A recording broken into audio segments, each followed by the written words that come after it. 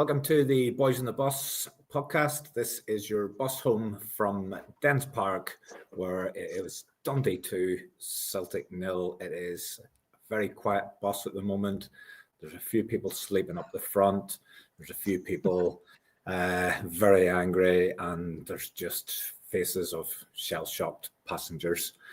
Start off all that good stuff. Give us a like, give us a share. If you want to hit the bell for notifications, do that.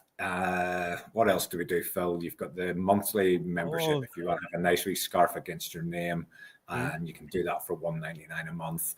Just get us out there. We're still very in the embryonic stages, and we're hoping to grow. So anything you guys can do in terms of liking and sharing and getting our content circulated, that would be much appreciated.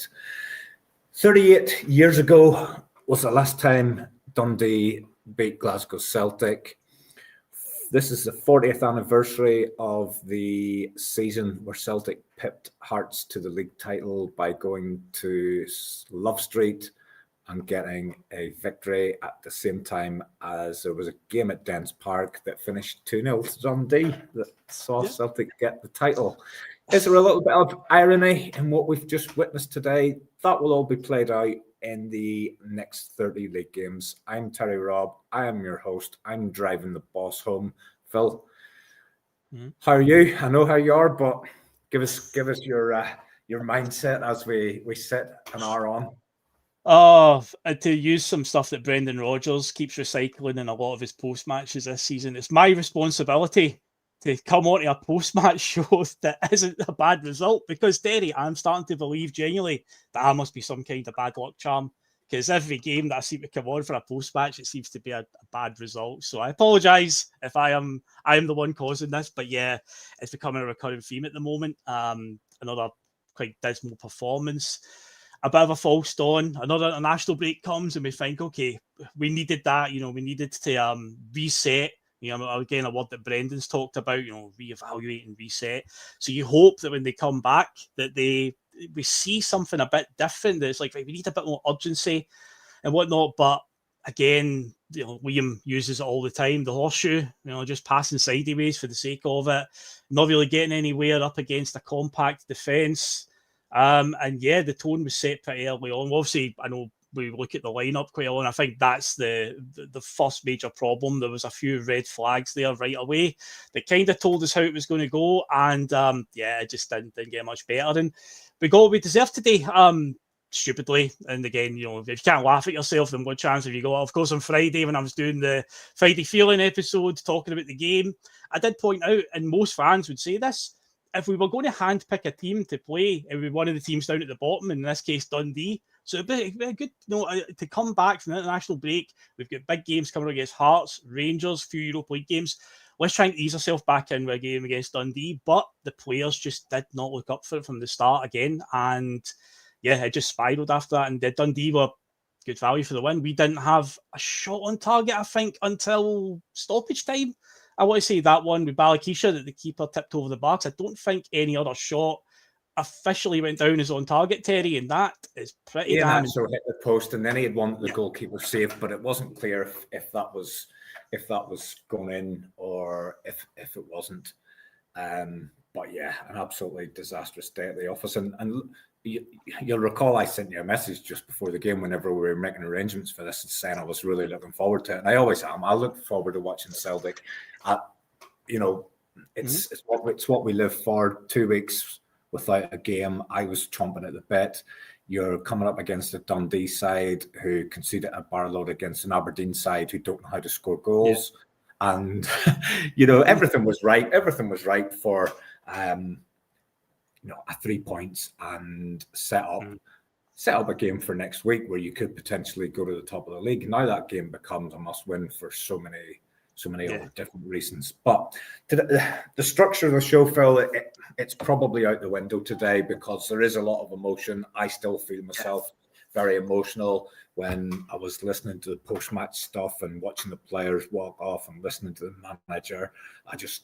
Sometimes you find yourself feeling a wee bit, if you watch the video of yourself back again in a couple of days, you will go, was that really me? And and I was up in front of the TV screen and I was doing wanker signs and I'm a man of 50, and if, like I say, I'm behaving just completely irrationally because of what I've just seen in front of me. But let's try and piece it all together. Let's try and, this is a short straw. Just quickly on that subject, normally when we have had some underwhelming results this season, which has been a fair few already, I usually don't bother with the post-match stuff. Like, I don't want to hear what Brendan Rodgers has got to say, but today, I don't know, I felt compelled to just listen, but again, it was just more of the same, because usually a few days later, I'll catch up with it, and he ticks just all the same boxes again and again.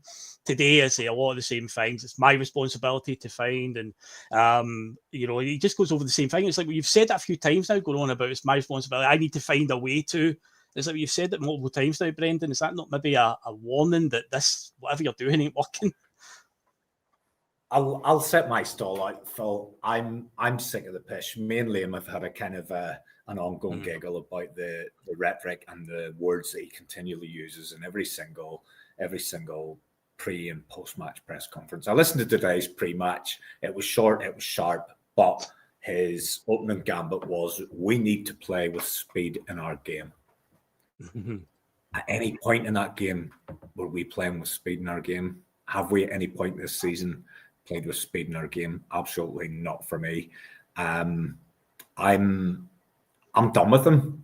I've been teetering on this position for the last few weeks, but at this point, I'm done. Today's game, he's been completely outthought, outschooled, outmanaged by a guy, and I'm going to be cruel here, who can't even manage his own appearance, never mind a football team. And that's me getting a dig, that totally unwarranted dig at Stephen Presley. I have to sit here and I have to congratulate Stephen Presley and Dundee. They were superb today. They were the better team. They deserve to get the points. We've got a manager who is, on everything I can see this season, he is incapable of getting the change. We've all been sitting waiting for this moment where we take off, we turn the corner. We thought it might be getting the game back against Motherwell. We thought that last minute winner, and Rodgers referred to it himself. He says sometimes something like that's a catalyst for you to go on a run, because it gives you confidence and things like that. And you're expecting to see that play out in the performance today. It was dead. It was lethargic. It was bereft of ideas. It was comical at the back. It was just everything that we've become accustomed to all too often this season. And I'm now at the point where I'm replaying those words. And whenever Brendan uttered the words, "I'll be here for 3 years unless I get empty," the last thing on his mind was that scenario could play out. But where I'm at, Phil, is my blue bin is getting emptied tomorrow morning. And I've just pushed it out to the end of the garden. And I can tell you right now, Brendan Rodgers is in that blue bin, and he can get to fuck. That's where I'm at. Rein me in a bit. I'm with you on a lot of points there. I have been a massive fan of Brendan Rodgers from his first spell, and I was delighted when he came back. And I was hoping that it would be the same magic again, but I've got to admit, it's clearly running on empty right now. But my biggest concern with this is, and while I agree, if it's not working, the Celtic board have got some choices to make here. They've got a decision on their hands, because we can't allow this to go like the COVID season that we always talk about, where we did get to about October time and then the cracks started to form.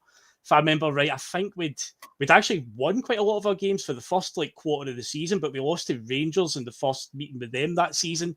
And then after that, the results began to spiral. I think we lost to Ross County in a League Cup game and drew up at Aberdeen. And it was really about October, November time. And obviously we're getting to that stage now, and the rot's really starting to set in. You can see it, every game's just playing at the exact same style. But the biggest problem is, and while I agree that I think Brendan's done, and I would be in favour of him being gone, I just don't trust the Celtic board to make a really forward-thinking, progressive appointment. I brought this up with Johnny and Liam a few weeks ago on the Friday Feeling, where it's like, that's the biggest worry. We can see the problems here. All the fans can see it. I mean, Brendan, I'd like to think he can see it, but for whatever reason, he can't seem to get it fixed. And he's would you trust the Celtic board to bring in a really forward-thinking appointment? Because to me, this isn't a job that they should just give it to a Sean Maloney. But again, Sean Maloney's in the building for a reason. Every fan has kind of sussed it from the minute he was appointed. I think you said it on a show before about he seems very overqualified for the position he's been given, because he was managing, I think, like Wigan. He's managed a couple of others. He had to spell at Hibs. So doing actual football management. But now he's like this pathway manager for the B team to get into the first team. And it's like, is he there for a reason? Is he a contingency plan if Brendan doesn't see the 3 years? And that's what I think a lot of fans, me included, are like, I know it's bad to Brendan right now. I'm not going to sit here and tell you it's fantastic. But the idea of it being like a Sean Maloney or John Kennedy gets promoted to manager after what, the spell he had, or they look down the road and try and bring Scott Brown in as manager, because again, he does a lot of work still with the club and media and whatnot, even though he's a manager of another team in the Scottish Football League. And it's like, are they keeping Scott Brown close for a reason? So that's my worry. I think we do need change. Something's got to change. Something big has to happen, because we are running on fumes right now. And I just don't trust the Celtic board as much as I'm in favour of you. And I love the fact that bin picture, that was fantastic, Terry. But I just don't trust these charlatans to make anything for it, because they want a yes man. They don't want an Ange Postecoglou, who conveniently has just became available again. But they wouldn't want him, I don't think, because he will challenge them. And after the way Brendan sort of challenged them at times this season, I don't think they like that, Terry. So much to unpack there, Phil. I've brought up Thomas Shankland's comment. Thomas probably related to Lawrence Shankland. On these pods, Phil, what we've been used to is when there's a bad Celtic result, you're infiltrated with lots of Rangers fans. But now it's different. There's a different dynamic. There's a new sheriff in town, isn't there? And Rangers fans can't come in to have their giggle, because they know that next week it'll be back on them again. But we've now got people like Thomas, and Thomas, you are 100% welcome in the chat as long as you're respectful. And we're gonna have people like Thomas coming into our pods between now and the end of this season, probably, because I think Hearts are going to be there for the long run. I've watched a couple of their recent games. I think on paper, and the game isn't played on paper, on paper Celtic still have a better squad than Hearts. But one key ingredient that Hearts have got that Celtic do not have is momentum. And momentum and unity. They've got the momentum of a good start to the season, and they're getting results even when they're not playing brilliantly. They've got a feel-good factor around the club because someone has come in who's forward-thinking, who's ambitious, who's ready to gamble and take risks. And that has united the club at board level, manager level. They've got a manager that everyone trusts, and supporters are now starting to feel there's an opportunity here. And watching that game yesterday between Killie and Hearts, I mean, that game could have went either way, because Killie were possibly the better team until Hearts scored. The game before that I watched, I thought Hibs were the better team slightly overall, but Hearts got the job done in injury time. But what they've got is momentum. And the Hearts end at yesterday's game was non-stop, and it was full of supporters, and they were in unison with the team and go a long, long way. And I've said, people didn't think, how could Leicester City ever get that job done? I've just got this thing that this is Scottish football's version of the Leicester City season. And the problem I have is I've absolutely no doubt that Hearts will falter. But I'm not sure this team with this manager at Celtic will be able to take advantage of that. Rangers have made their change, albeit their own supporters feel it was too late. I don't want us to be in the same position where we're sitting here again in 6 weeks and we're even further behind. Yeah. And we still haven't turned that corner in the pitch. I'm not sure Brendan Rodgers can do this. I'm not sure I am sure he's not the same manager that he was. Oh yeah. I've said I don't see the hunger. I don't think he's got the same stomach for it anymore. people talk about him looking for jobs elsewhere. I just do not see him getting an EPL job at any stage. I think his days at that level are gone. He's either going to get a cushy number in one of the emerging nations that pay people a fortune to go there, or he's going to retire. I don't know. I mean, I'm looking at the game, and yes, we'll get back to the structure of the pod, and we'll look at the lineup, and we'll go through the things. I was looking there today. We were 2-0 down with 30 minutes to go, and he sat on his hole, and he's making notes on a piece of paper that's the size of a fucking stamp. I want to see him out there. I want to see him up and down the touchline. I want to see the fourth official fucking having to drag him back into his area because he's going tonto trying to get a reaction from a team of players that are bereft of ideas. That's what I want to see. Now, that might not be him, but he needs to do something fucking differently. Do you know what I mean? Like, first spell round, first couple of seasons, do you remember we were always looking at, if something went wrong in the game, we knew we had an ace card here because this guy was way ahead of any other manager that was in the SPL, and that's not there. I'm not seeing that. I'm just seeing somebody just letting this malaise just continue and play out in front of us, and let's explore a wee bit. This is a chance for Michael Nicholson and the board to actually possibly do something positive. And I mean, as unlikely as it seems, they could now step in and make a move that is one that actually gains them some favour with the Celtic supporters, because I'm only on here ranting and I'm emotional. It's been on my mind that I'm not certain Rodgers can turn this round.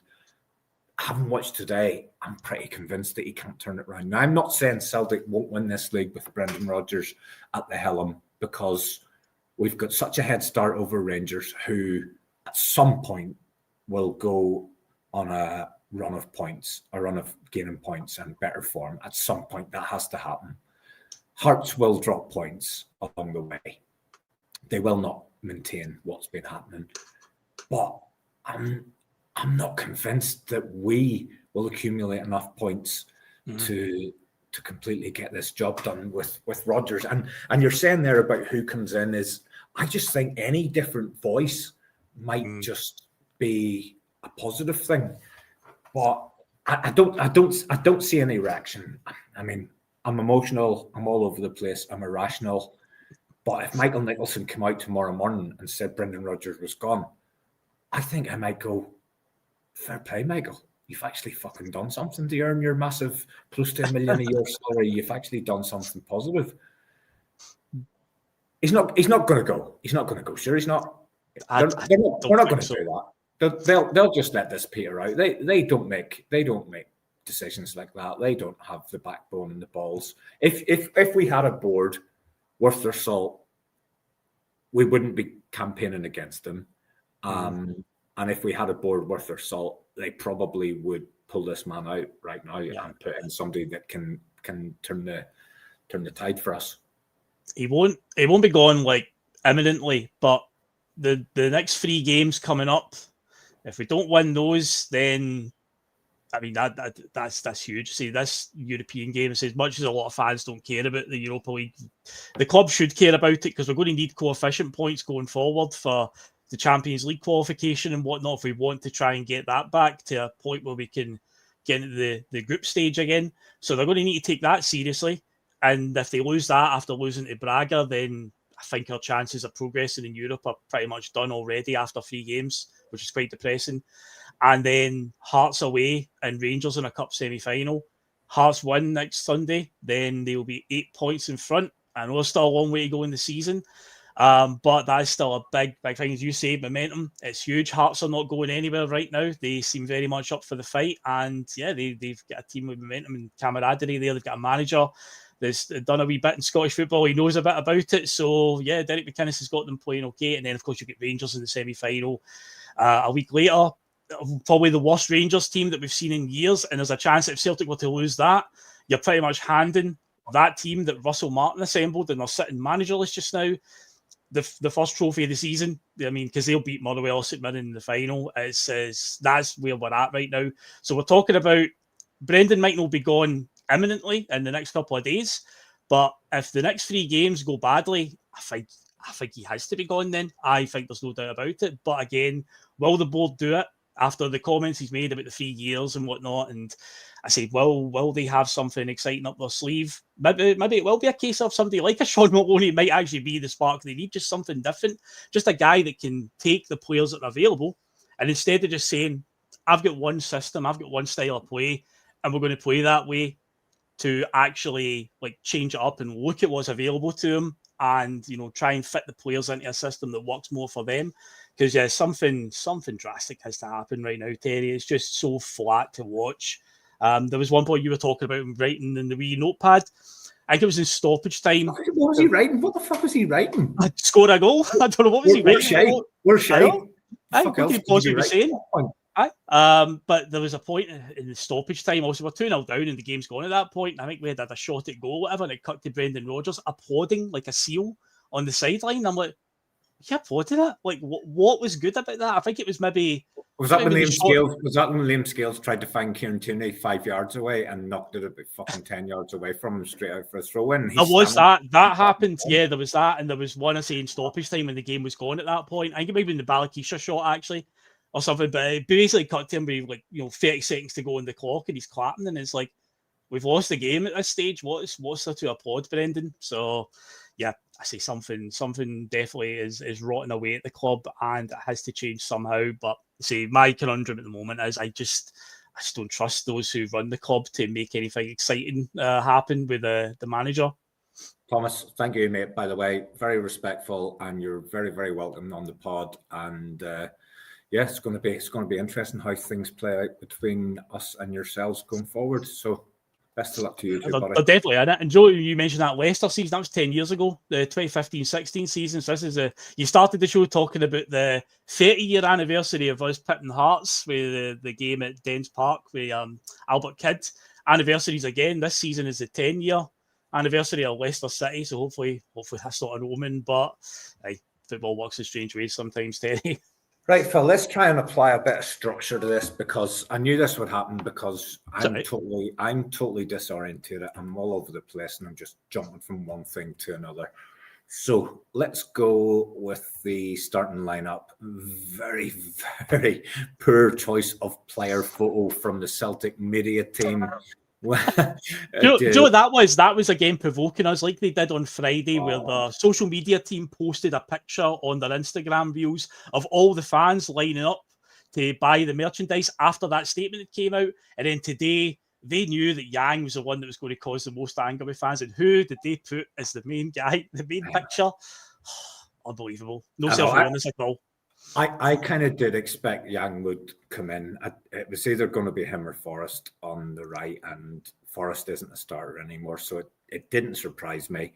It didn't surprise me he's gone with the fucking midfield three that has just bored the piss out of us all season. Mm-hmm. We've kind of been led to believe that Alistair Johnson would be available in some shape or form this week. That hasn't turned out to be the case. If that means he starts next weekend, then fair enough. But we've lost points today. We need Johnson back in that team as soon as possible. Anthony Ralston, whatever I seen in Anthony Ralston in that season 1 Ange, where I actually thought he was exceptional, it's done. It's over. Yep. Get the wheelbarrow and get the hawk back out, Anthony. Any space in that blue bin for Anthony Ralston as well, Terry? Any space for him? Any space in your blue bin along with Brendan Rodgers to fit Anthony Ralston? No. He's not. There's only room in the bin for one person a week, Phil, and we're actually getting smaller bins going forward. So we might have to rethink this. But no, Ross, he needs to get the tools out and get back on the building site. His football career is gone. And the worrying thing is he's Scotland's number 1 right back, or he's back up to Hickey, who's injured all the time. So yeah, anyway, that's it. Ralston, I don't know. Mm-hmm. Why not Donovan? Carter Vickers Scales, it speaks for itself. Scales has probably been our best player this season, but he got absolutely skinned alive for the second goal. I don't know who we've signed from Arsenal, but it isn't Kieran Tierney. I don't know what Arteta's done. He's up to some sort of skullduggery. He's got some guy that he doesn't fancy, and he's used AI to make him look like Kieran Tierney. I don't know what the fuck's going on there. But in terms of starting lineup, it's probably what I expected. Bench looks, as to quote Brendan, as weak as piss. But that's what we had. And again, on paper, it's probably still the best starting lineup in the SPL. It's definitely a lineup that should be beating Dundee. Any surprises in there for you? Ralston starting, that's how they kept Donovan. And I think that played a massive part in the problems today, because we very seldom in the first half looked to go down the right-hand side. Everything was down our left, because Tunekti has been obviously a bright spark, we would say, even though it's sort of petered out already. And you did call this, Terry, quite early on. I think maybe after 2 games, 3 games, you says eventually teams are just going to start doubling up on him because he is the threat. And you saw it today, see whenever Tunekti was on the left-hand side, see the amount of Dundee players that were coming over to that side to cover. There was times when he was trying to weave into the box. It was like 3-4 blue shirts just in his way. And that's because they knew we weren't going down the right-hand side, because Ralston and Yang, it's just not it at all. The Yang experiment, at this stage, I even said it on Twitter, if James Forrest at this stage, 34 years old, is only good for being an impact sub, but the choices are literally between him and Yang, I would still be starting James Forrest, even though we shouldn't be in that position. But if you're giving me that as a choice, because Brendan doesn't seem that keen on playing Tunekti or Balakisha on the right-hand side.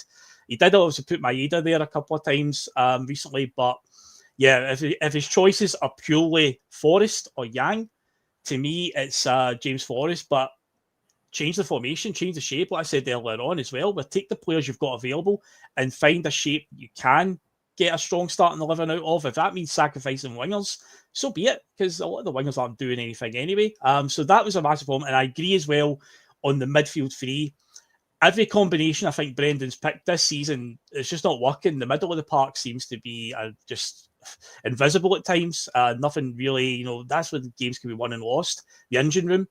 But every midfield 3 he seems to go with, there's no spark there. And today, that one is probably the one he's went with the most this season, and probably the one that aggravates the most people.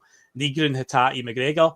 McGregor just wants to pass the ball sideways and back the way. Hatate, other than a goal against Aberdeen in the second game of the season, has just looked way off it. A couple of flashes here and there, but no looks anywhere near the level that he was when he initially joined, which can happen. Players can fizzle out. Maybe he's been here too long. And Reegan, again, we don't really know what with Benjamin Reegan, what he's bringing. He's statistically, I think he's our top goal scorer this season. But again, using the eye test, you watch him in some games and he can be totally invisible. A lot of misplaced passes, but then he does pop up with an occasional goal and assist here and there. But he's a frustrating one to watch. But then you look at the rest of the options: McCown, Engels, Bernardo. Bernardo seems to be the invisible man nowadays. He's just completely outcasted. McCown. He was sick. Apparently, he was sick. He was. And also, I've just noticed the name you've got on your screen, Terry Minato. I just clocked what you've changed your screen name to. Yeah. Well, I'm hoping for an omen here, because I've done the exact same thing last year when we lost 2-0 against Hearts. I changed my name to Terry Minato. And from that moment, we went on and we got the job done. So I'm hoping lightning strikes twice. Phil, we have got 215 people live in the chat, which is superb. The comments are flying through. Guys, we appreciate every single comment, but honestly, they're going that fast that as soon as I try to read one, there's about another 10 that have just moved them on. So it's really, really difficult. But keep commenting. I'll bring up what catches my eye. But if I don't bring your comment up, it doesn't mean we don't value it. It's just mental in the chat, which we knew it would be. Phil, let's for 10 minutes here. Let's just try to work through the 90 minutes of the game. Then we'll circle back round on what happens next with Thursday night, next weekend, that kind of thing. But we're here to do a post-match. So let's just try to 10 minutes on the game. Brendan talked about speed. Brendan talked shite. We weren't going to get speed. We were just going to get the same absolute bollocks. The commentator gave a stat, Phil, and I had to go and ask AI, was this right? And I couldn't believe it, but it's true. Celtic have not scored in the first 25 minutes of any match this season. Now, Correct. to me, that's 8 league games. That's 2 League Cup games. That's 2 Champions League games against the worst team in the history of the Champions League. We have not scored a goal in the first 25 minutes of any game this season, yet you've got a manager that talks about speed, intensity, mentality, all this absolute bollocks managerial speak. We have not scored a goal in the first 25 minutes of any game this season. What is that all about? What is he watching? What is he seeing that we're not seeing? Do you want to know something even more alarming about that fact? It goes back even further. We've not scored a goal in the first 20 minutes in an away game since February the 5th. I saw that on Twitter earlier on, and I was like, no way. But this season, home and away, we haven't scored in the first 25 minutes of any games, and an away game, we haven't scored in the first 20 since February last season. So it's going back quite a while. But again, what is Brendan saying? This So thing the last thing those players hear before they go out onto that pitch is the manager given what is meant to be the motivational speech that gets them absolutely buzzing from the bay of the blow on that referee's whistle. And we haven't scored a goal in any match in the first 25 minutes. That is absolutely damning. That says to me, and this is just from a dickhead sitting watching a game on his telly in his man cave, that tells me that that pre-match team talk, those last words that they hear, is not motivating enough for them. And is that a case of what they're saying is a guy who is past his sell-by date, who isn't motivated himself and cannot generate any motivation into that group of players? The last words they hear before they go on the pitch are coming from him. And yet, at no point in 10 matches this season have we been able to muster a goal in the first 25 minutes. The strange bit is, and again, going back to the point on Brendan just talking bollocks, there's been plenty of evidence this season that highlights it. One of the ones that keeps sticking in my mind was after the draw with Rangers, the 0-0 draw. I think it's that channel PLZ Soccer.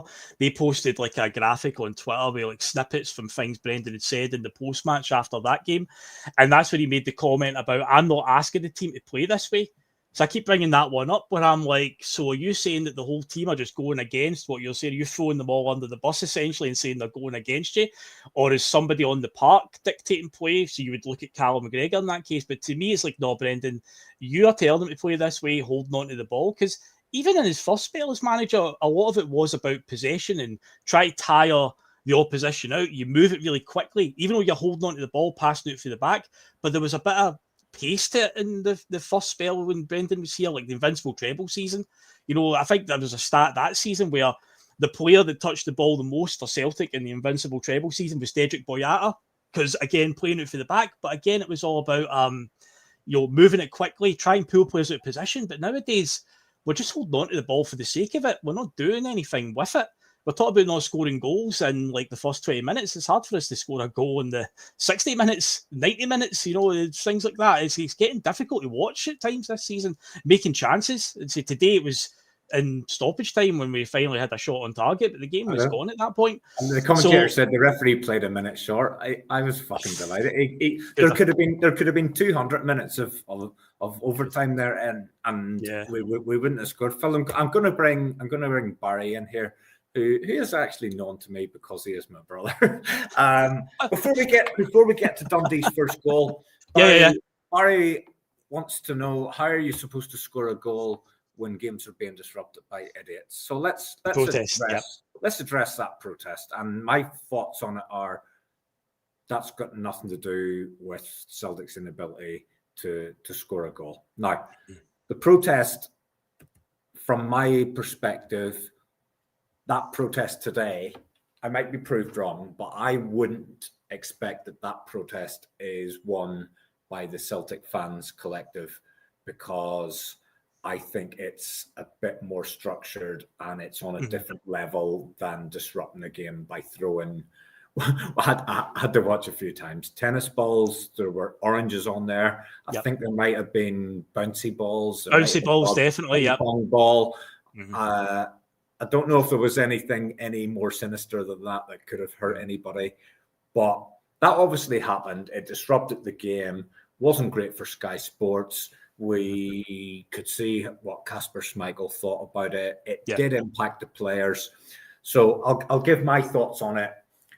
I support the collective, but I don't believe that action today. I don't think that would have been an action that was agreed and signed off by the collective. I think that was an action by a section of the away support who were there today, who have gone and done that of their own accord. I might be wrong on that. I could well be, but I just don't believe that was part of the collective's their crusade towards the end game. However, it was all pretty innocent, and once it got cleared up, it was game on. And it doesn't. I mean, it was 3 minutes, 4 minutes. I get the players are primed, they're warmed up, they're ready to go, and then you've got this pause. But again, I go back to my previous point. If they've just been listening to absolute pish in the dressing room and a totally demotivating speech, what 4 minutes isn't going to make a difference. Where are you at with that? It is what it is. I mean, I won't criticize. I don't think there's anything the Celtic support could do that is more embarrassing than a board of directors turning around and saying to their loyal fan base that we couldn't get deals done because of tax laws in Belgium and Germany and some of the other. Fuck's sake, I just dropped a bottle of vodka there. Hope it's not broke. Some of the other absolute gaslighting pish that they have served up to us. No amount of embarrassment that supporters bring onto the club will match any of that. To me, it was an inconvenience. It's got no outcome in the game. Where are you at with it? Obviously, the incident itself, you can see it up the players, especially obviously Schmeichel. You know, the players are the bottle's alive, it's saved. We're okay, folks. But yeah, they were obviously a bit upped having to go and clear it. Because you're right, they're probably, all ready to go, and then that happens. But in the end, it just probably done us a favour. Would have been one down. Fuck's sake. Just a minor inconvenience in the end, because we still had like 90% of the possession for the rest of the game, so it didn't have too much an effect on the team. Initially my first thought was, it's a bit stupid. It could have an effect on the team, but yeah, when you actually think about it now in the cold light of day, what fast starts that the manager's talking about, it didn't have any effect on us at all. So we had over 90% possession at one point in the second half and hadn't even had a shot on target. So it didn't disrupt us that much that we were struggling in the sense that, we're all over the place. We've not got the ball. We had enough of the ball, but again, just a lot of the same stuff, Terry, just a lot of the sideways passing and just going nowhere with it. Possession for the sake of possession, no cutting edge, nobody willing to make the runs, nobody able to break down a 10-man defence. And it's like, Brendan, this is your second stint as Celtic manager. Every manager that manages Celtic knows that you're going to go up against teams with a low block. It's like, surely somebody must figure it out eventually, the ways to get around these teams. I suppose a good way to beat these types of teams is to make your set pieces count, as Dundee did against us, because if you can't beat them in open play, but again, our set pieces are also dreadful. So that's another thing that's been a problem with Celtic as well when we come up against these types of teams. But overall, in terms of the protest, that's what it is. It was a wee bit of disruption at the time, but it's not going to take away from the inept performance. I can't really say that's a reason why. It just was a minor inconvenience for a few minutes. And yeah, we saw more than enough of the ball after that to try and get back into it, but we just didn't look like it. 100%. With 250 live in the chat, Phil, absolutely amazing, guys. If we can get you to give us a like and just give us a share. Don't care what club you support, give us a like, give us a share. Let's help the pod grow. If we're entertaining you in any way, shape, or form, then that is all good. Dundee take the lead, Phil. It's a free header from a corner. We've seen this movie before. What do we work on during the week? Yep. So I just mentioned there about our set pieces. We clearly don't work on them defensively as well, because this isn't the first one we've conceded this season. Good glancing header into the far corner. There's nobody in the back post as well. Schmeichel just stands and watches it fly in. And yeah, at that point in time, there's been a couple of threats from Dundee, a few balls that they zipped across the box that, we had to scramble clear. So there was a wee bit of a threat coming there from them. But yeah, we've just not dealt with the set piece. However, what irks me more after that is within 60 seconds, we've actually got a chance to get right back into it. We're talking earlier on about how Celtic haven't scored in the first 20 minutes. So this would have been in the 19th minute. We would have got a goal. But Kieran Tierney, the wrong guy in the right place. Well, people are saying that, but he did hit it with his left foot across the goal, which I think you should do in that position. But he's completely fluffed it. And I'm like, you've got to score there. You cannot miss that from there, regardless of, I know he's a defender, but he's 6 yards out on his stronger side. The goalkeeper's came to the near post and left that back post completely open. He's tried to put it there, but he's just cut it too much and zips past the post. It's like, yeah, that summed up. I say that annoyed me more than losing the goal. It's like, oh, what a chance that was to get back into it right away. And you get back in there, Phil. You get back in there straight away. You dampen down their support, and the game changes. The game changes on these moments. Myself and Liam, and previously myself and Bhoys, we talked about it so much. The game hinges on these key moments where either the ball goes into the net or it doesn't. And we equalise at that stage, and all of a sudden the Dundee crowd are dampened down. Celtic have got the momentum, and it's maybe one of those ones where you go on and you win 3-1, 4-1, and it's comfortable, but KT or whoever it is that Arteta has sent us up, he's missed it. That's us halfway through the first half. I've made a note at that point, and I don't really need to visit it because I've already made my feelings clear. But can you imagine if this was a Neil Lennon team or a Ronnie Deila team? I'm already calling for Brendan Rodgers at this stage, and Brendan Rodgers is a manager who I absolutely love. I have a lot of respect for him. I thought first time round we had an elite manager. I don't feel that this time round. But can you imagine if that was Lenny? Or go back to even Moga, Tony Mowbray. I know people say it wasn't the same thing, but I feel today was very close to Moga's 4-0 game at St Mirren. I just got that feeling in my gut that this is how bad this is now at. But I'd made a note if it was Lenny, but swap Lenny for Ronnie Deila, Moga, any of those guys that ended up losing their jobs. What's different about Brendan Rodgers other than the sort of elite status that he's held in by a section of support, and I do think it is correct. He was an elite manager, but I don't think he is anymore. Yeah, he's just phoning it in. I think that attitude is just bleeding down onto the park. I think Tony Mowbray's the best comparison. I think because I've drawn that one a few times. You look at him during that season that he had, and his body language on the sidelines just told you a lot. We were losing goals, really soft goals as well. And we'll take it on the chin. We'll take it on the chin and move on. As I've said a few times, I felt my chin was broken that season. I'd been in a boxing match with Mike Tyson or something like that. I'd been punched that many times in the chin. But yeah, it was just his body language said all those games we were losing soft goals. He would just be arms crossed, leaning against the dugout, just kind of not bothered. And so you look at Brendan this season, I understand obviously the board haven't exactly covered themselves in glory with what's happened in the transfer window, but Brendan's motivation should be, if this is his last season, which it definitely looks like it's going to be now, he needs to just think, well, I want to go on a high here.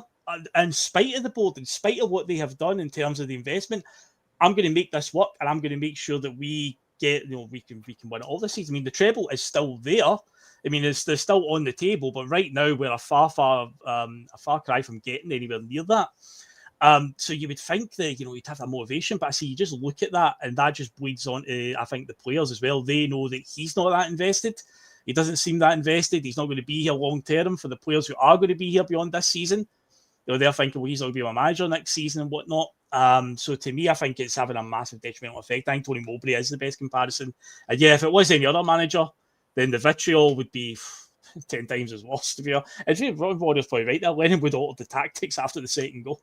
You'd have got a reaction. You'd have got a reaction from Lenny, Phil, and it might be that famous gif that we had with Mikey Johnson on it. But hey, Lenny Neil Lennon 3-0 down at Kilmarnock in 2011. halftime team talk, we've never ever heard what was said in there. The players that were involved have always kept it kind of shrouded in mystery about what he said, making it like this pure like enigmatic thing. You know, it was like a pure sacred thing. But whatever he said at halftime got a reaction, and they came out, they got a draw, and that game actually saved Neil Lennon's job that season. We were 15 points behind at that stage, and that actually kept him in a job. But I don't even know what the halftime team talk would have been the day. Lenny wouldn't have been sitting writing "we're shite" on the back of a stamp. He'd have been out there. He'd have been trying to do something. And the analogy I said earlier, the fourth official would have been pulling him back inside his technical area. Anyway, just before halftime, there's a slight chance.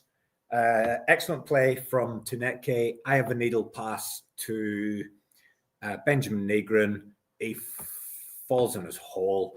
He was trying to chop inside. He didn't need to chop. He needed to hit it first time, put the ball in net. He's not in that space. He's not got the confidence. He's not the player that we felt he was on the first few appearances, and it peters out and it goes through to halftime and there's absolutely nothing.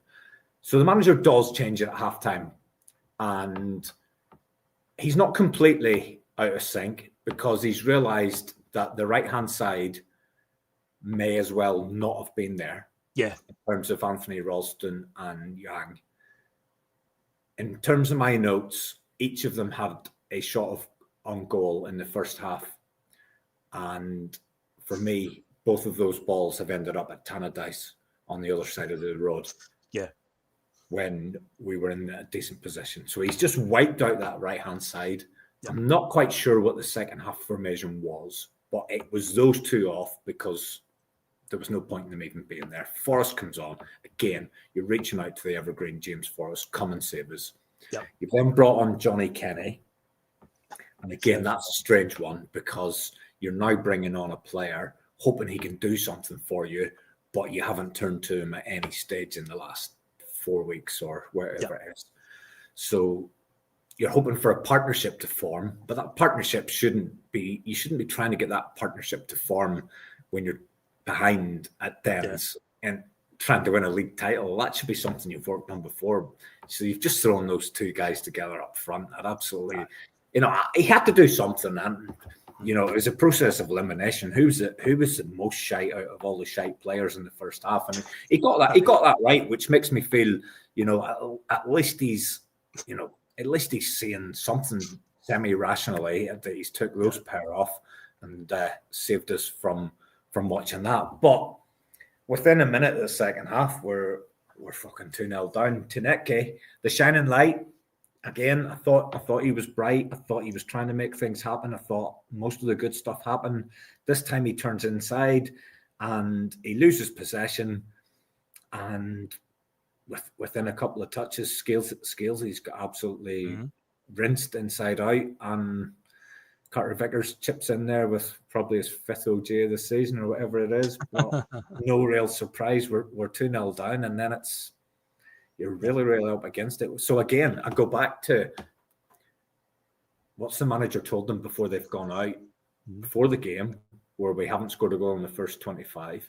You've then got them in at half time. You've got a chance to read the riot act, and you go in and you go back out again, and you lose a goal within 60 seconds of the second half. I'm not too panicky, but we actually lost the goal before halftime. We were 2-0 down at the break. Right on halftime. But correct me that you've just corrected me. I wrote 46, but of course I forgot about the added time. Right. But you want me something quite alarming about that goal as well? Seeing we drew 3 each with Dundee back in January, that really horrific performance that night. We lost a goal in the exact same manner, and that was a different Dundee manager. A new manager came in, for some new players, and they've done the exact same thing as well. We are high up the park, we are pressing, and we lose the ball in their final third, and they just break on us and score one of their goals. I think it was their equaliser they made it 1 each at the time. I think they scored. Funny enough, it was right before half time that day as well. It was the exact same thing. We lost the ball high up the park, and they just broke on us, and we were just caught out. And the exact same things happened again because we've got no recovery pace at the back. Scales and Carter Vickers aren't very quick. Tierney's obviously blowing out his arse right now with his fitness levels, and Ralston shows he's got no recovery pace. We just get caught out. Our back line, we're just caught high up the park, and actually a carbon copy really when you look at it, from breaking from one end to the other so quick. And yeah, It's Dundee, for God's sake. You know, we've managed to make them look like, I don't know, 1970s Brazil, the way that they've managed to break from one end to the other, how quick it's went. This is why you're here. I'd written down 46 and I then marked that as the start of the second half. However, it was a stoppage time in the first half. It was. It went on because of the marbles and the ping pong balls and the oranges and all the rest. However, in my defense, I did wake up this morning and I took a pledge to myself that I wasn't going to have another drink until Christmas. And within 17 minutes of today's game, I was on it again. So I'm blaming Celtic for that. It's a schoolboy error. I've ballsed up. I've got my timings wrong, but I'm still blaming Celtic for it. I'm not blaming Nicholson. I'm not blaming Michael Nicholson. I'm blaming Brendan and the guys on the pitch. So we're 2 down at halftime. Even worse than I thought. Yeah. We've come out second half. Have we got a reaction?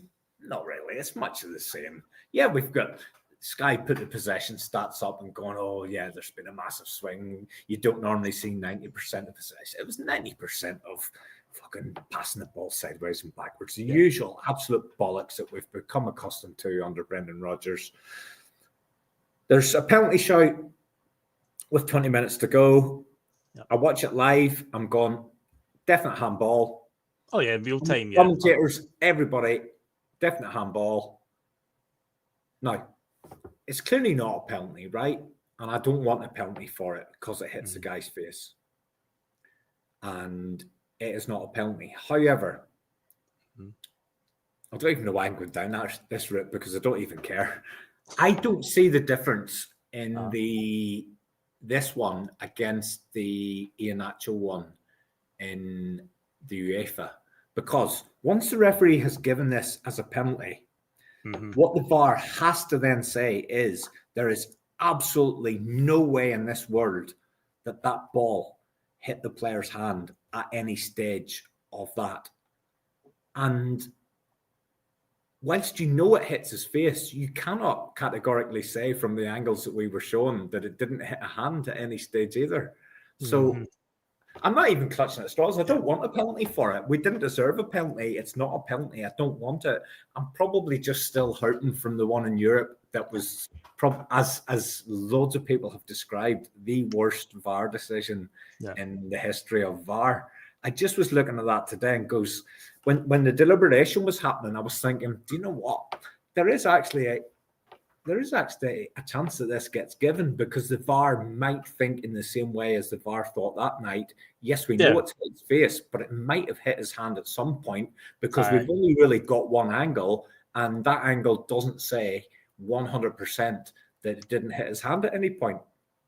It's again with the VAR in Scotland. Remember the teams like Dundee have only got like X amount of cameras at the stadium. They haven't got all the angles.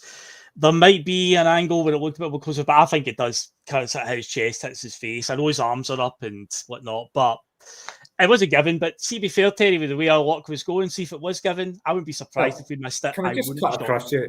Jamesy, I've absolutely no idea what you're on about. I've just sat here and said, I don't want a penalty for it.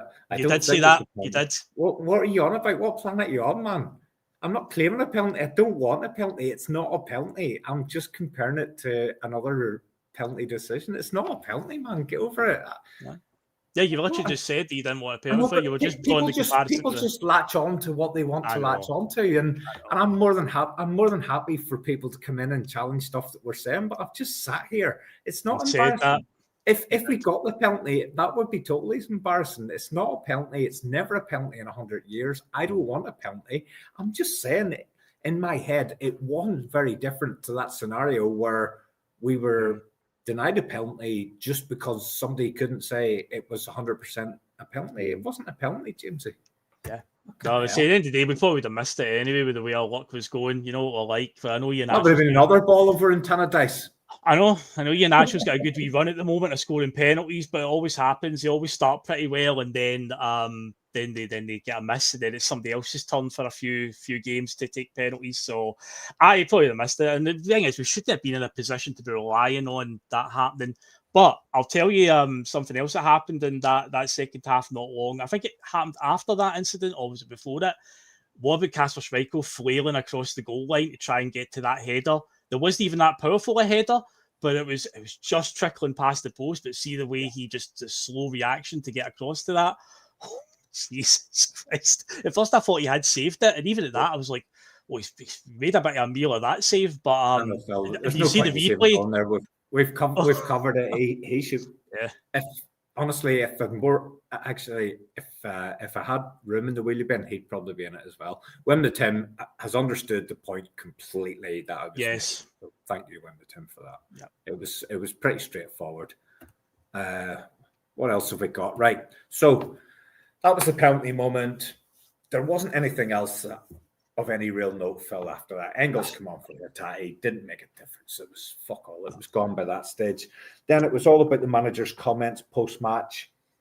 I've talked about Lenny, and if this was a Lenny performance, what would be the reaction?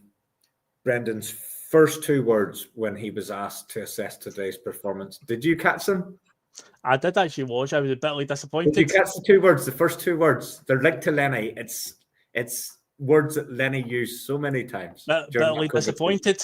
Bitterly disappointed. Yeah, of course. Brendan Rodgers. He's not only behaving like Lenny behaved that season, he's now using Lenny's words and his cliches. Bitterly disappointed. And then he said, I need to find a way. No, you don't, Brendan. You don't need to find a way. You need to find your way into my wheelie bin, which is going out. It's already out in the drive. You need to get into that bin, and you need to get into that lorry, and you need to get emptied tomorrow morning, and you need to head off wherever you're going for your retirement and let us get somebody else in. I don't know who it is. It's not my job to pick that person. We need to get somebody else in who can get this thing over the line, because this season isn't dead. This league can still be won. Yeah, of course. I'll be interested to see what the bookies' odds look like whenever everything settles down. I would imagine Celtic will still be favourites to win the league with the bookies. But this is now a live threat, and this is now a crisis situation. And let's roll it forward, Phil. We touched on it at the start. Let's roll it forward to the next 7 days. I was going to go even further than that and go into early November, but we can't even go there. We're now in a crisis day by day situation. So I would want Rodgers gone tomorrow morning. That won't happen. We've now got a match during the week against Sturm Graz, which to me is just a pure ball ache of a game that's now getting in the way, because Hearts have got a week to prepare to play us at Tynecastle. We've got to go and play Sturm Graz. If we want to do anything in that Europa League, we've got to go and win that match. Yeah. However, the most important match of the next 7 days is not that match. It's the one that comes after. Correct. So how do we approach that situation? Assuming Brendan Rodgers is still the guy in charge, that's on him to do that. Now, that should not be beyond his bandwidth, given his reputation and what he's done in the game and the esteem that he has held. That should not be beyond him. However, based on what we have seen this season with him and with this team of players, that feels to me like a heavy mountain that we've got to climb in the next week. What big decisions to be made. He's the one that says it himself. I've got to find a way, and it's my responsibility. So they're the 2 terms that he's used a lot so far in post matches this season when we've had a pish result. And it's like, well, it can't keep happening. You've got to eventually come up with something, Brendan. It seems to be the same stuff that you're reciting all the time. So as is, blame stops with him. You know, it's all about the manager at the end of the day, and he has got to find a solution now to manage these games. He's the one that was chirping in the pre-match, going on about this great challenge, Terry, of seven games. What is it? 7 games in 21 days. He kept saying that, didn't he? He kept going on about, we've got 7 games, 21 days. We're really looking forward to the challenge of it. And at the very first hurdle of those 7 games, they fell flat on their face. You know, the 100-meter sprint, and they basically fell at the first hurdle. So, yeah, he's got to find a way to manage it. He's the one that's chopping on about how excited he is about the challenge. Well, you wanted a challenge, Brendan. Here's your challenge, mate. You've got to make these big decisions and big calls. Some players just should be nowhere near this team again. Like, honestly, guys like Yang and that, it's got to be over. We cannot be picking him at all. Brendan has to look at changing the shape, but I don't think he will. He did it in the second half of this game today, and he did it against Braga going into the second half, Terry. But again, it's like, as you said, you couldn't really pick out what the actual shape was. He's only doing it as a reaction because we were losing both the games at halftime, and he had to do something. They said today he's kept, Ian Actual on and put on Johnny Kenny. So I would say we were probably playing 3-5-2 in the second half, I would guess. But even at that, there was no real pattern. So he was just changing it for the sake of it, just to try and get a reaction. But clearly the team aren't set up for that. They aren't coached in that way, because Brendan, I don't think, accommodates for having to change at any point. He always probably believes that we'll be fine, we can stick to what we're doing, we can always have the same formation. But then he's got to actually change it. And it's obviously there's nothing happened there. So going into these games now, it's like you've got to seriously look at changing the system, I think, because it ain't working, and he would be a fool if he's coming out and defending himself and saying that it is going fine. Look at what happened and again, bring up Neil Lennon's name again. I think I've mentioned this before, and I'm not for a second advocating that Neil Lennon is the answer, but if a manager, as criticised as Neil Lennon, is seen as quite a dinosaur in the game, a really basic manager, that season where halfway through it, he just decided to change the formation completely to the 3-5-2. We'd lost to Rangers at the New Year game at Celtic Park. We came back from the break, the January winter break, and he realised it wasn't working, and we went 3-5-2, Griffiths and Edward up front, and it just clicked. We were on an amazing run, but then the season got curtailed due to the COVID crisis in March 2020. But we were on fire the second half of that season, and it's like, Brendan, you've got to find something. I say, look at the players you've got available instead of trying to put square pegs in round holes, because this is the system you want to play.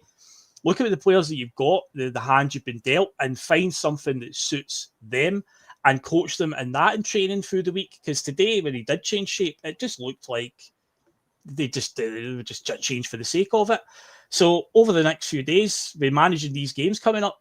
He's got to do something drastically different. We can't just go into a Sturm Graz game with the same 4-3-3, just passing it sideways, pass it back the way, hold on to the ball for the sake of it. Because much like the Braga game, Sturm Graz will punish us for any mistakes, and if we lose that, that's that over.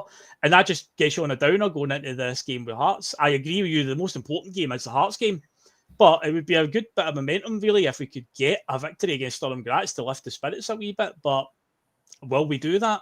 I don't know at the moment, Terry. I don't know what Celtic's going to turn up when the whistle goes at the start of a game. I just don't know what we're going to see. I think we do, Phil. I think we do. We're hoping that the real Celtic turns up. I think we do know what's going to turn up. And you say 3-5-2. I say 3-5, not a clue. I've no idea what's going on. Yes, Stephen points out there again. I've gone from a pledge of sober through to Christmas. I've just canned all McGuinness, and now I'm on to the optic on the vodka. Like, and it's just wrong. It's wrong that your football club makes you behave like this. So, yep. Sturm Graz. I just don't know. I think we need to approach that game full strength and try and get a victory, because I think that victory, as I've touched on a wee bit when I talked about Hearts, we need to try and create some kind of momentum. I might be wrong on this, but I think we've only had 1 win in 5, and that's not momentum. That's absolute bollocks. Yeah. And I don't think we're in a position where we can even think about Sunday's game ahead of Thursday's game. I think we have to treat Thursday's game. These are 2 cup finals. But I think the best thing that we could do in terms of Thursday's game is win that match and get some kind of positivity into this group of players. Because as much as Hearts have got a week to prepare for the game against us next weekend, that game also comes with a little bit of pressure for them. That's interesting, Pato. That's interesting. And it's roundabout where I thought it would be. Now, that will change. If Hearts were to take 3 points of us next weekend and go 8 clear, I think at that point, Celtic would still be favourites, but it would probably be something like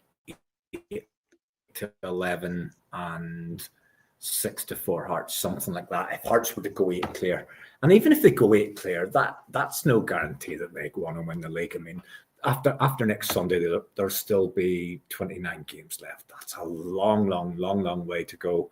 Yeah. But it's a real live threat and a real challenge. And, part of me actually embraces it.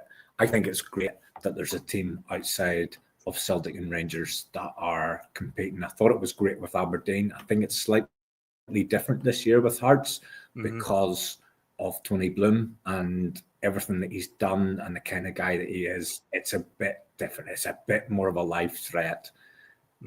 Next Sunday is going to be a really exciting game. I always look forward to Tynecastle because as much as we always put it up there, it's a powder keg game and the fans are close to the pitch and it's this and it's that. It's like any other team. We've a reasonably good record there, but this is different this season. But I think next Sunday the pressure can switch the other way because the Hearts fans will be turning up with expectation.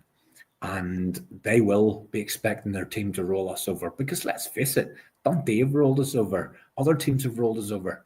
They've seen us against Kairat. They've seen us 6-0 or 6 no-scoring games this season. We're powder puff up front.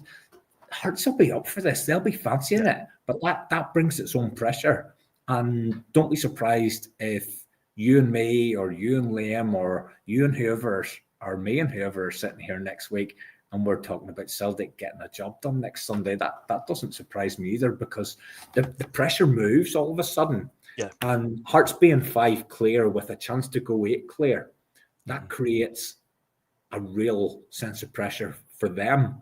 And things could go the other way. So I don't think that's a foregone conclusion. But I think the best thing for us, despite them having the advantage of not playing, it might be an advantage that we have a game, albeit I hate the Thursday, Sunday. Yeah. But it gives us an opportunity to possibly get a good positive result with a bit of rhythm and something that we can hang on to and take into the game on the Sunday. So I'm looking for positives here, Phil, and I'm taking it. It's a positive because if we go straight into Hearts next week off the back of that, then there's nothing to build on there. Whereas if we go into Hearts next Sunday off the back of a positive result against Sturm Graz and we can get some kind of rhythm going, then to me that's a good outcome, and that's probably the way I want to look at it in a positive sense. I think that's a fair way to look at it. The only way that is going to build momentum is results. So you're going to need games to happen. So if we lose it, we're screwed. If you lose a Sturm Graz game, then it's going to be a horrible feeling. So I think our European campaign will be dead and buried if we lose to Sturm Graz. That's it. So you've got 5 dead rubbers to come essentially. But then you go into this Hearts game, and Hearts are not going to have a better chance than the right now in terms of the way we are and the shambles we're in. You talked about you've mentioned before about Tony Bloom, and you've followed what he's done in his career in that, and you know that this guy takes calculated risks, and again he will smell blood. If we get to this January, he's picked the perfect season, Phil. You have to say it's not by chance. It is not by chance. And I'm heavily involved in horse racing. Not heavily involved in horse racing. I'm heavily involved in losing money in horse racing. Yes. but I've seen enough of Tony Bloom to know that he moves in very calculated ways, and he's very, very successful in gambling. And the only way to be successful in gambling is when you've got the inside track, and this guy has timed this to perfection. You say it was like a 10-year plan. He talked about it in 5 years ago to be challenging for the title. Well, here they are. He's 1 year in. He's 5 minutes in. We've only had a cup of coffee so far, and they're already in a position where they could genuinely challenge us. So, I mean, Hearts have got every right to go in next week and be buzzing and up for this. But at the same time, you're right, that does bring its own pressure. Hearts will not be used to being in that position. A few weeks ago, when Hibs came through to Glasgow to play Rangers in that League Cup game, with the State Rangers were in, I was like, Hibs will not be in a better position to come through to Glasgow and probably be favourites to get a result here. And they totally Hibsed it, as you'd expect. Hearts with that pressure on them because the perceived big team is obviously struggling. You don't know. It might play into our favour, but don't know. It's hard to see right now because we just look so bereft up front right now and making chances, scoring goals. That is the real crux of the problem here. It's like we just look like nothing really is clicking right now. And the January window seems so far away. I think you said a while ago in a post-match about, look, it's only like 3 months, but see right now, it feels an eternity away. And at the same time, we're then relying on the board to properly invest after what's happened in recent windows. Now, this will put this ethos to the test, Terry, about are our board proactive or reactive? Because if we are in a title fight come January with Hearts, if they are still ahead of us, will they get the checkbook out then? I think it's ridiculous if that's what it's got to come to for us to do that. We should be proactive. Every season should be about improving from a position of strength. But if it's going to take us to get to January and be trailing Heart and Midlothian for them to finally go, oh, now we'll get the checkbook out, it's a state of affairs. But that's where we find ourselves. It's like we're going to have to go into that January window probably behind for them to go, well, we better invest here and sort this out, because they're going on about, we talk about the money, they hoard the cash.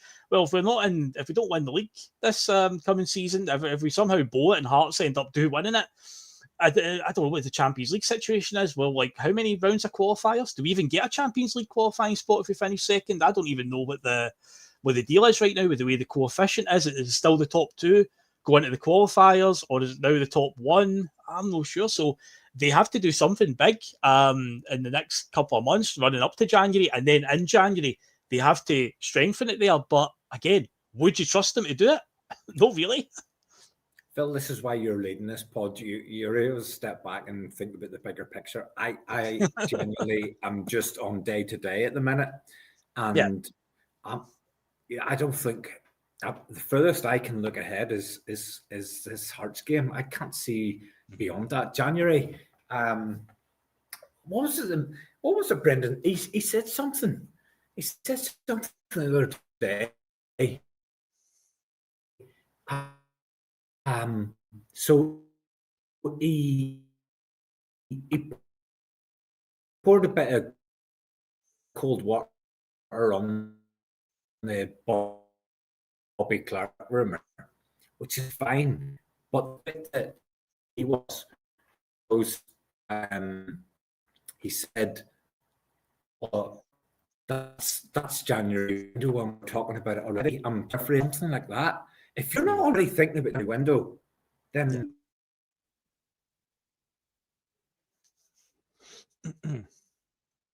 Terry, just so you know, you're breaking up a wee bit there, but I got the gist of your question. It was about the comment.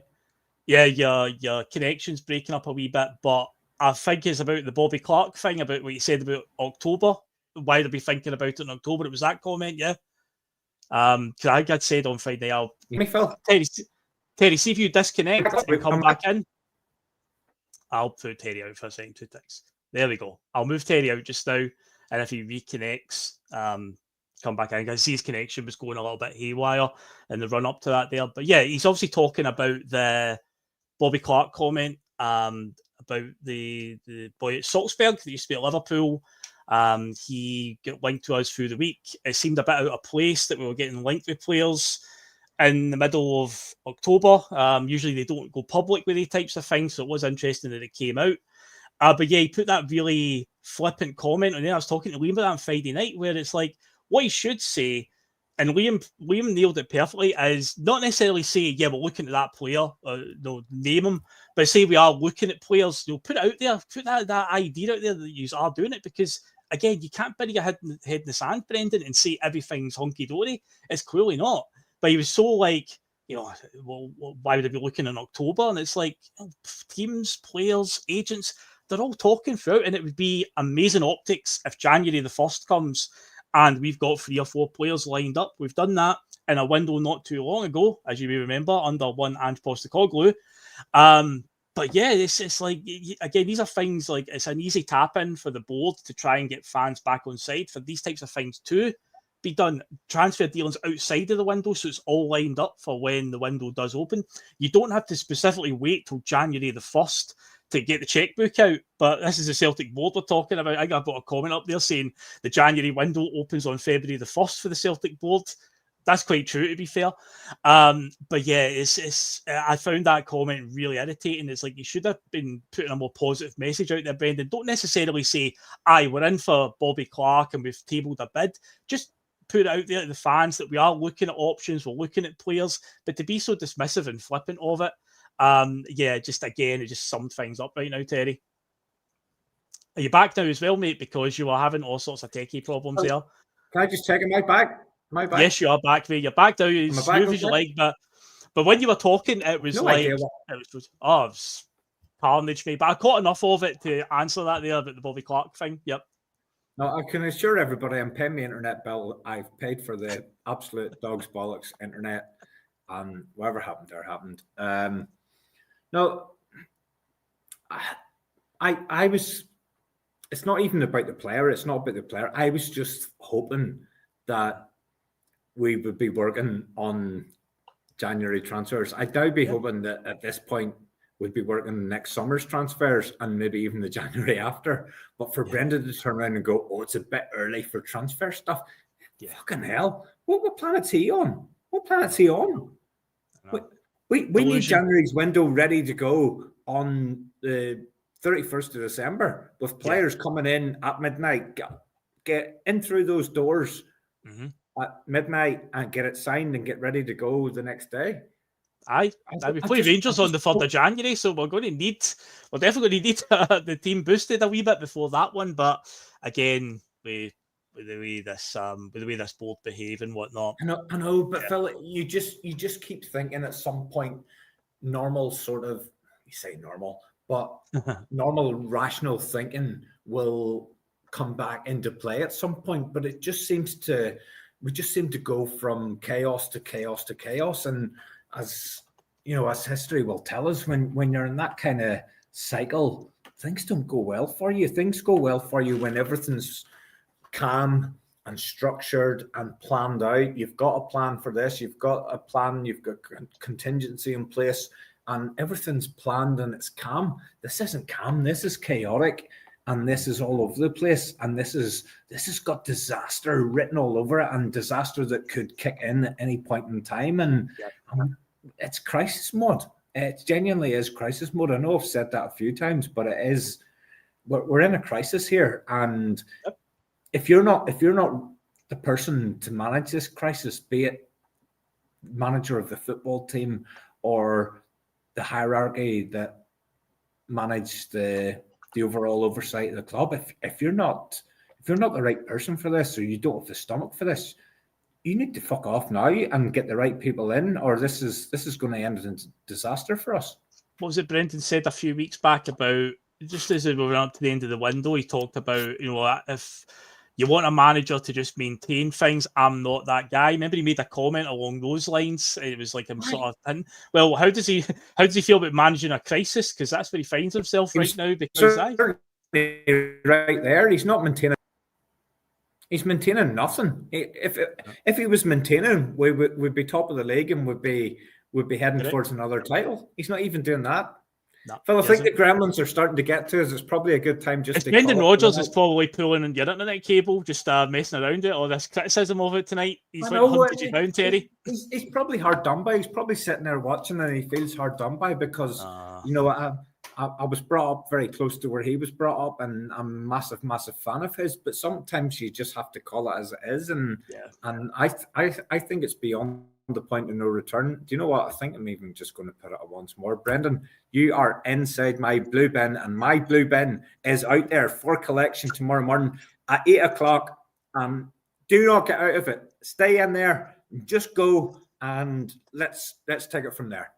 Oh my God, I just love that picture. I love how angry you are as well. See what you've done, Brendan? See what you've done to this man? You want to hear my wife talking about crisis? I goes up and says, "Can you take a picture of me pushing the wheelie bin out the garden?" And she goes, "Hold on a minute." What are you doing that for? No, listen. She goes, "I'm in the middle of washing all your team's football kits from yesterday. I've got the kids' uniforms to do for tomorrow morning. I've got 2 or 3 homeworks to sort out.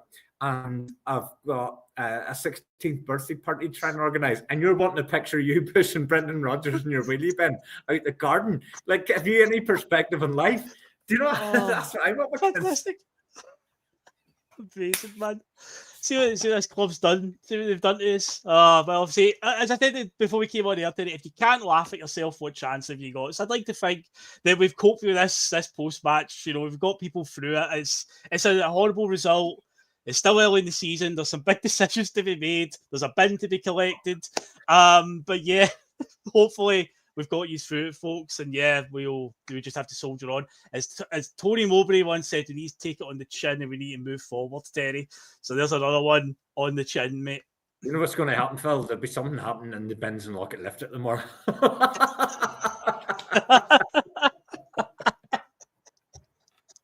Oh, mate, just sum it all up. But anyway, folks, we will head off now. Enjoy as best you can the rest of your day. Obviously, we're all down about the result. But yeah, we'll be back for more shows. Obviously, there'll be a post-match show for Thursday night. We'll see what that brings. Oh, God. Anyway, we'll catch you on the next one, folks. Thanks for tuning in and do all the good stuff on the way out. And we'll see you again. Catch you again, guys. Thank you. Yeah, bye.